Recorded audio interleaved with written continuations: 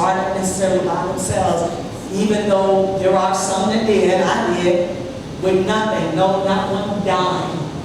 And the Lord said, go here, and I went there, and the price was supposed to be $300 to rent the place. He changed it to $50. And I started, the offer was $300, and we kept going from there. You understand? But all through it, it was a process. You understand? What's the next one? Pastors. And I don't think apostles, prophets. But could somebody do me a favor and turn to Ephesians chapter 6, verse 10. Y'all turn there. What is it? Apostles, prophets, evangelists. What's that? Pastors. Teachers. Okay. Now, the pastors are this finger right here. That's the ring finger, isn't it? That means they're married to the church. They stay close. Glasses on.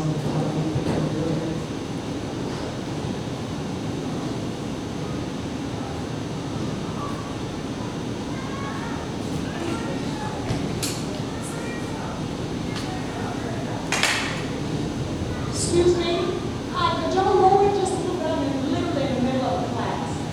And it's really loud. Thank you, I appreciate it.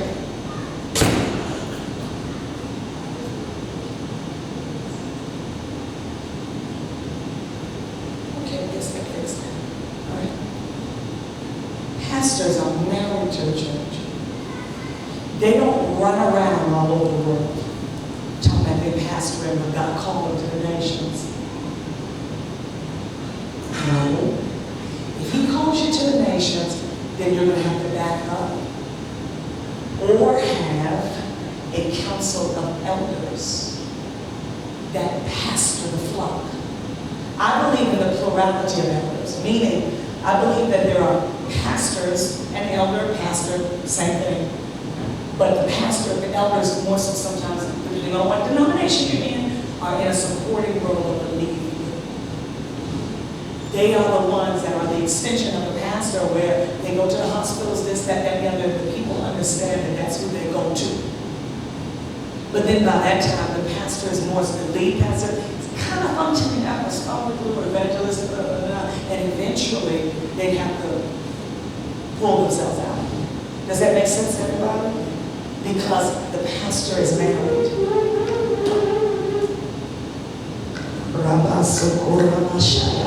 Poimen, pastor's Greek, poimen, P-O-I-M-E-N, a shepherd. When you look at a shepherd, the shepherd always smells like the sheep. Because they're always with the sheep. Yeah, it can smell nasty, huh? That's right. Because they're always with the sheep, and they always cleaning the sheep. Always leading the sheep.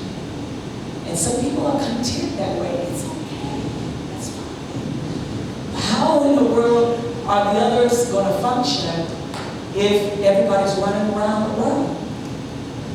Who's going to take care of the babies? Makes sense? Who's going to feed the flock with wisdom, knowledge, and understanding so they can go out? That's what the pastors do. They're not in it for the money to get an offering. There was one particular person that the Lord used me to prophesy to, and this person was an out evangelist, period. And you know, I come into the Florida area and I don't know nobody. So I didn't know who you were supposed to prophesy to and who you weren't supposed to prophesy to. And the person invited me to a speaking engagement, and I went and I spoke and taught the word. And then afterwards, the Lord said, tell her she is operating in the wrong position. She's not a pastor, she's an evangelist. And she has to do her evangelistic work, because she's not going to live long in the pastoral. Because, you know,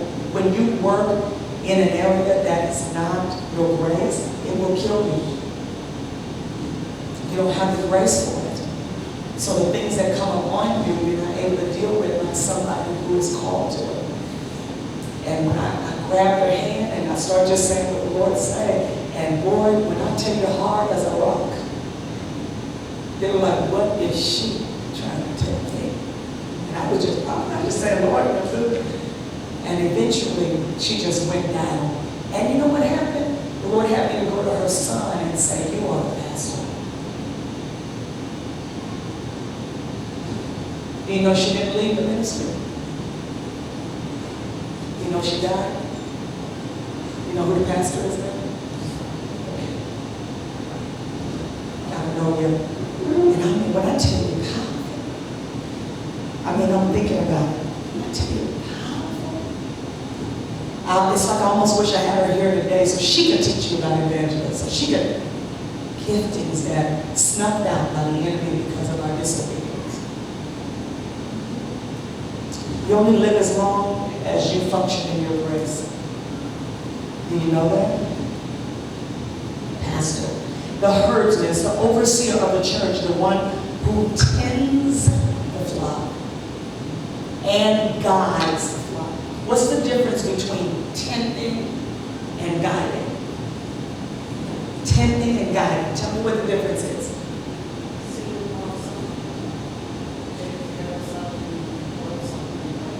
I don't know if it's me that can't hear. It probably is. Can y'all talk a little louder for me? Say it again.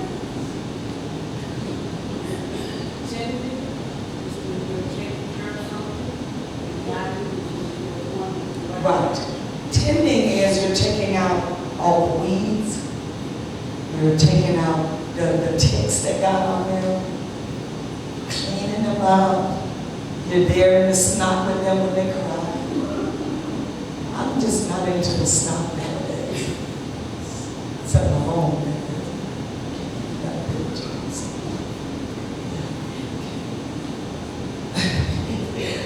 And then when you get them out, you guide them to where they go. It's nothing like a pastor. It's nothing like a pastor. And the pastors it's just, they're amazing. It's amazing.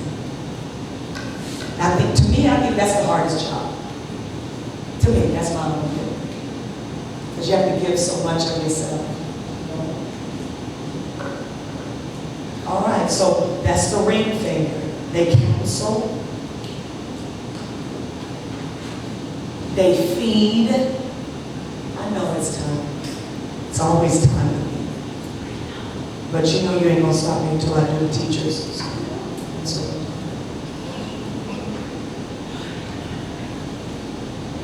okay, now the teachers is this one. The pinky. It's the smallest one, right? But what does the pinky do? The pinky is small enough to get in your. That means the teacher is able to get in your ear.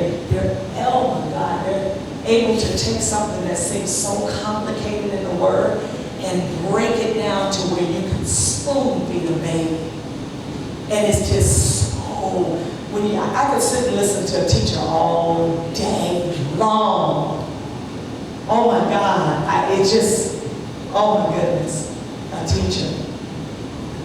They ground you. They ground you. You can't have a church without a teacher either coming in or something, because that's how you're going to get your people to stay.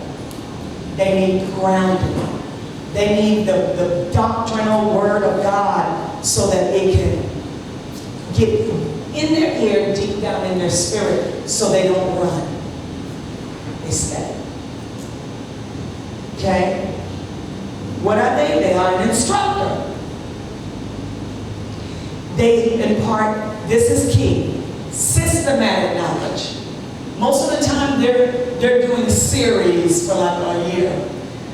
Like I got another piece that I found out. The more a teacher digs into the word, there's no end. It's like there's always something on that same verse. They'll make you repeat it 30 times and preach a totally different message each time you preach it or each time you read it. A teacher. Powerful. That lets you know there's no ending to the word. Okay? They are a teacher of teachers. Now this is the important part. They establish truth and doctrine from God's word. I had y'all to go to Ephesians 6, didn't I? Okay? When we, of course, when we get the demonology and deliverance, if you all know, then you all would realize that a lot of things we say is repetitious. You notice that? When you come to class, a lot of things we say is repetitious. You got to learn that in your ministry as well. Learn to be repetitious to a degree. Okay, not all through the year, but learn to be repetitious because the Bible, not the Bible, statistics prove that it takes a person to hear something 7 times for it to be digested in their system, in their spirit. Okay? All right, so we've got Ephesians 4:11 here, right? But then over here we've got Ephesians 6. We wrestle not against flesh and blood. What verse is that? 10. I want to say 10. Is it 10 or 12? It's 12? What does it say 12? Okay. Oh, what is what we have on our body? Okay, so Ephesians 6:12. Okay? This is important. It's important to know where you fit. And can I tell you something? Not everybody fit in these governmental offices. Why is it that we got to find out what governmental office we're in? You could be in the ministry of helps. That right there is the deepest ministry I know, because I wouldn't be standing here if I didn't have help. Make sense? We wouldn't be videoing if I didn't have help. Ministry of helps. Okay? Okay. And again, we're going to talk about this in demonology and deliverance because I got some stuff to show. How many of you, did any of you see that documentary on CNN where it talks about belief? And it talks about all the different religions and things like that? You know, well, you're going to see it on demonology. You're going to see one, and that's the one with voodoo. Little white guy who was going around, you know, trying to see all the different religions and so on. So he stumbled on, you know, you want to know about the voodoo culture and this and the other. And I watched a man totally getting possessed while he was in the, it was just, I watched the spirit come into the voodoo priest, he changed, and he went over and they literally killed the goat and applied the blood of the goat to the little boy. I said, your life will never be the same. This may be a show, but it ain't a show. You're going to go back home, if your wife be there, who knows? Who knows? But anyway, so it just gets back to the order that you can't be ignorant of your position that you walk in. Okay, I don't care what it is. Remember, these are not under one another or this or that. They're all, everybody say functions. What time is it? 1:15, 1:20, 1:30. I know. See, if y'all had another teacher, you'll get out on time, but you're stuck with me pretty much. Just get used to it. Okay. So we got apostles, we got prophets, we have evangelists, we have pastors. We wrestle not against flesh and blood, right? But against what? And I want y'all to keep writing this, keep on writing, because I know I gave it to you once before.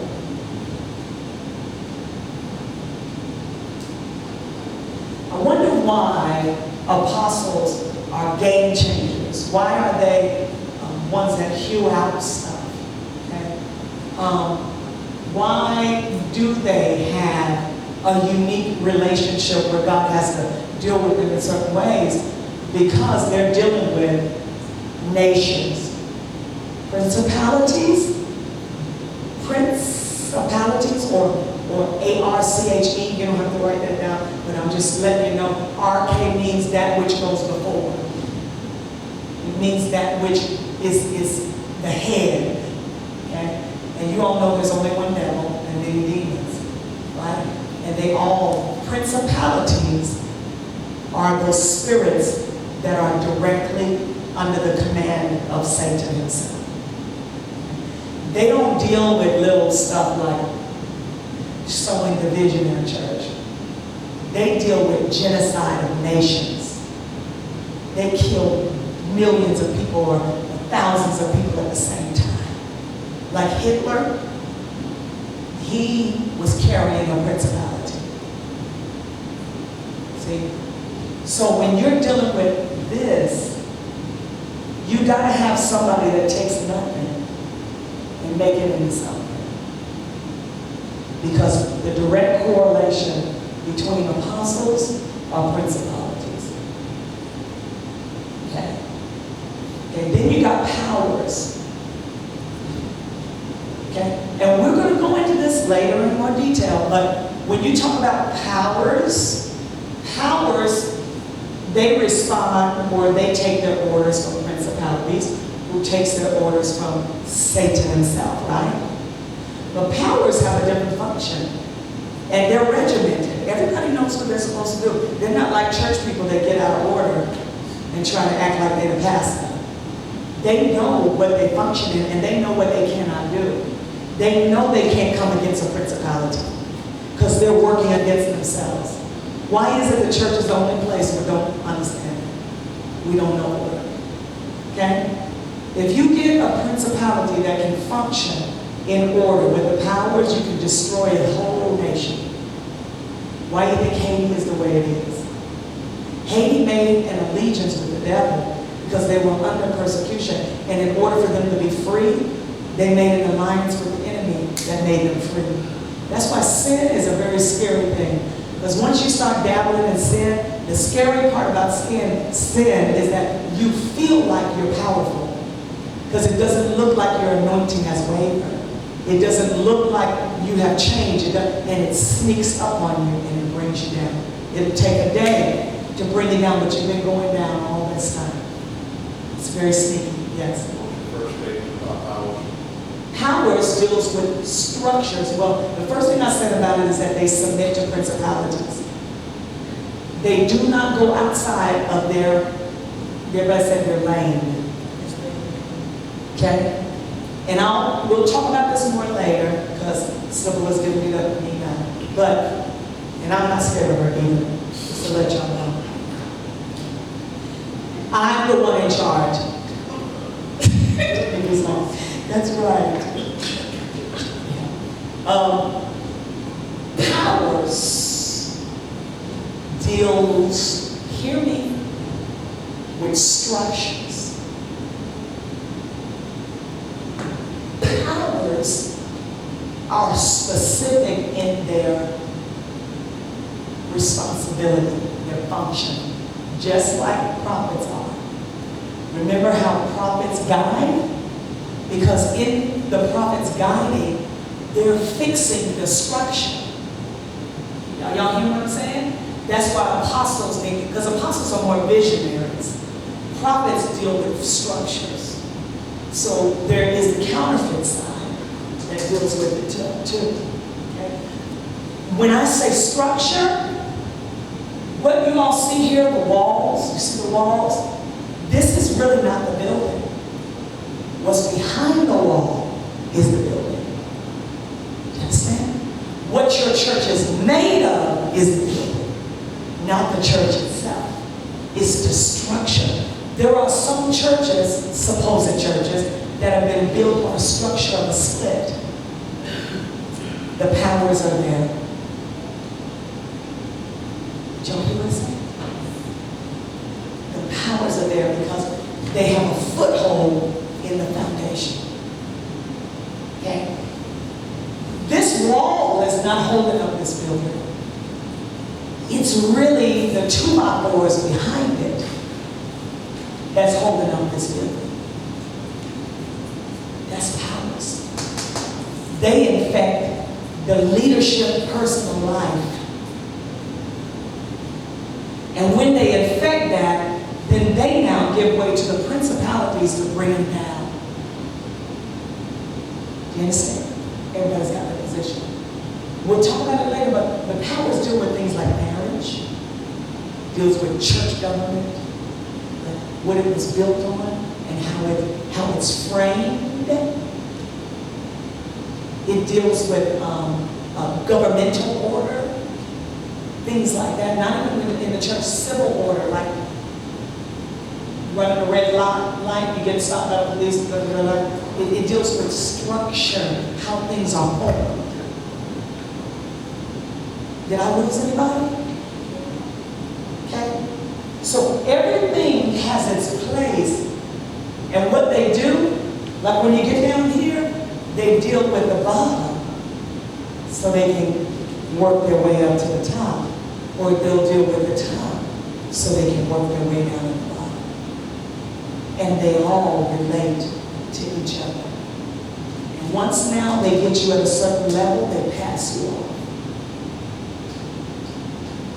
You're dismissed. You're not dismissed. You're dismissed. Any questions? Oh, let me tell y'all about this homework thing. Okay, Great West Palm Beach. Everybody, please watch me.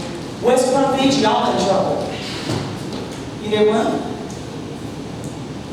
Well, I'm not caring about the grades because half of them are F's. Okay, listen, let me tell y'all. This homework situation is serious. You can't finish this if you don't do your homework. You just can't. So somebody better reprogram their mind and get in the flow of what you need to get into, okay? Because Fort Lauderdale is beating y'all by, and let me say this to you, if you have to stay after, and I keep saying this to y'all, that y'all need to link together to get what you got to get done. Do I be speaking Greek when I say that? You're not going to be able to pass without the homework. I don't care how good your intentions are.